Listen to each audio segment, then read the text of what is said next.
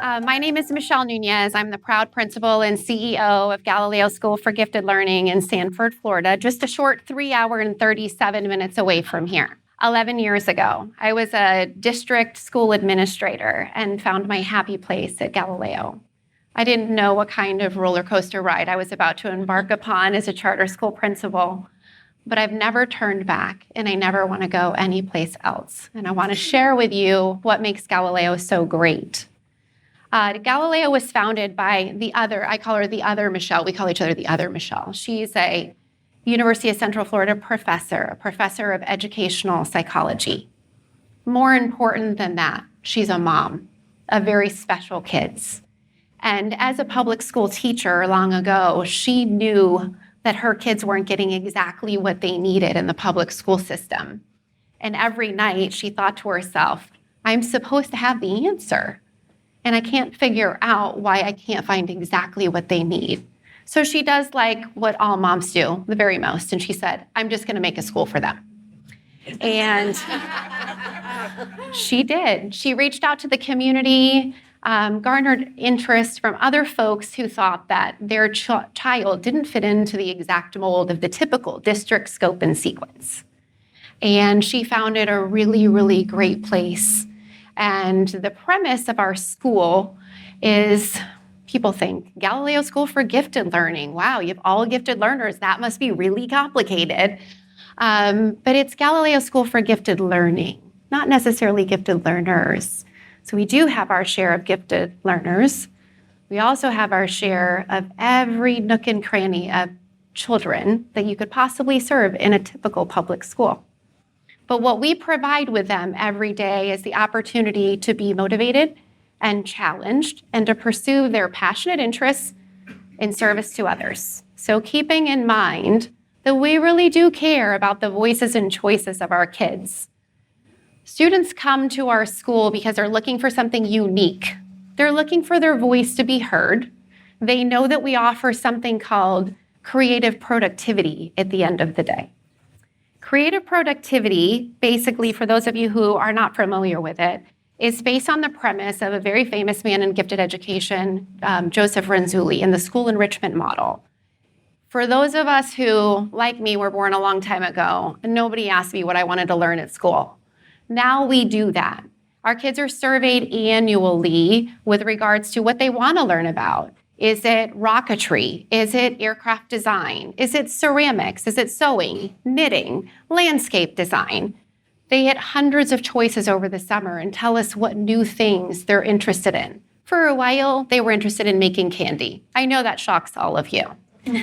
And we put together workshops for them at the end of the school day, who are facilitated by staff members who also share an interest in that area. And students go and they collaborate on some type of ultimate product that is going to be created by the collaborative group by the end of a 2-week period for elementary and 4-week period for middle school. Let me give you an example.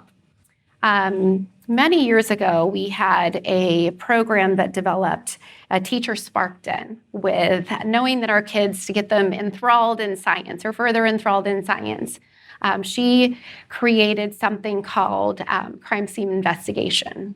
Who is not enthralled with that? We've all watched CSI.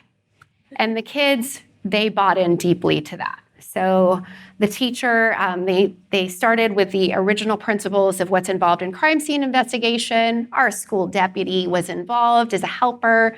We had some parents who helped out with the effort. And the kids got to be involved in all of the things that our law enforcement officers embark on daily. They loved it. When the class mascot disappeared and the kids had to do the investigation, they were very excited to learn all about blood sampling, hair sampling, crime scene, cordoning off an area. They loved it. They ate it up. And talk about being able to really embrace scientific principles. That wasn't easy. When things like this go on at our school and the student energy is captured, sometimes it gets ahead of us. And I've heard other speakers say, you have to take that and move it to a next level. And we're able to do that at Galileo. Empowering students is what we want to do. We want their voices to be heard. So that CSI ended up becoming, that small workshop with one group of kids, ended up being offered as an elective at our school and is still offered today because it still captivates kids. And today it's called Medical Detectives. And we have a scientist in charge of it. The deputy often volunteers in the class. We have parents who help out. And it's something that the students started because they were interested. That's just one of the ways at Galileo where we've been able to capture student interest and take it to a new level. A lot of our creative productivity classes are, the goal of our school in general is to inspire that passion and figure out a way for it to translate to the better community. So a lot of these community efforts will translate to a donation to a local nonprofit or some type of partnership. One of the CPs was charm bracelets for charity. The girls actually developed a jewelry making business that they were very excited about. And they sold their jewelry to the community and then donated the proceeds to their favorite charity. We have had countless examples of how something very small that students were very interested in turned out into something big. One of my favorite examples, I actually feel very blessed to have recruited a teacher to our school who is an animal lover to the nth degree. She eats, breathes, and sleeps farming. And when she started at our school, it started with, Michelle, can I bring a reptile in? There's a lot of scientific principles that can be developed here. And I was like, yeah, let's do it. Bring it in. So we started with a few reptiles. The kids were absolutely captivated by the animals. And eventually, the reptiles led to just having a rabbit. And then we had a few more furry creatures. And this program took off, and the kids couldn't get enough of it. There's so many practical applications. And more parents would call and say, Michelle, there's not enough opportunities for my kid to take this class. We need to take it to another level. These days, it started in 2013. We now have a farm, a real farm on both of our campuses. That wasn't created by Michelle Nunez. That was created by children and an adult who said yes. Because the real answer to what empowers students is saying yes to their ideas and putting it into action. And that's something that Galileo has done very well. We have students at our school who are solving real world problems. A young man that I'm going to introduce you to in a few minutes worked with a group of student leavers to solve a problem that developed in our new building.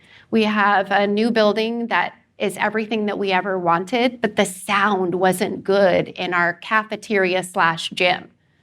And they came to me and said, we need to help you solve this. And I said, yes, you do. And they put together an entire plan of how we could solve the issue of sound in our building.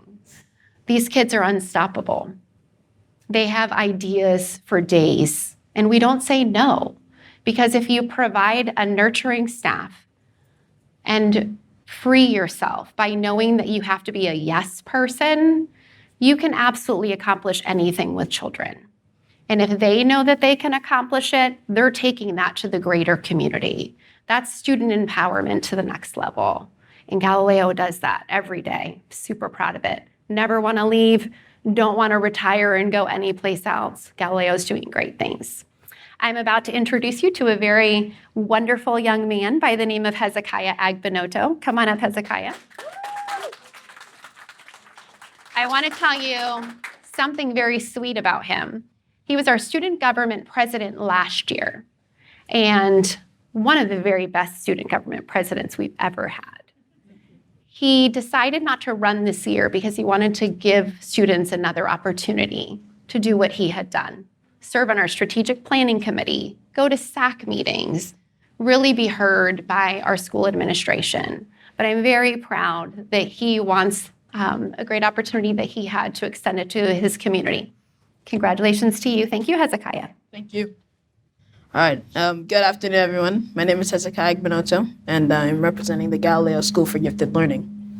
And to me, student empowerment is when a student lifts up their peers, whether that be emotionally, socially, spiritually, or even physically. Wait, let's hold off on that because we don't want to get too touchy.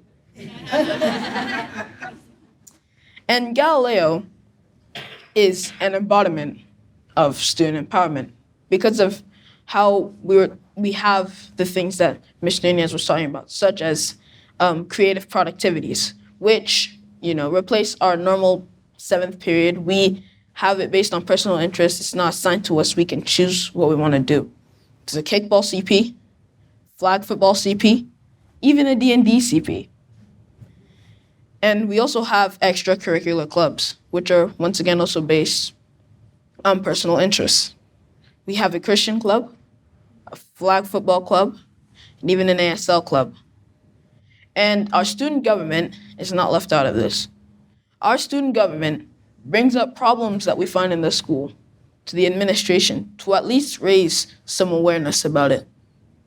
And so students aren't just there in the school feeling like, oh, the only thing that we're valued for is money.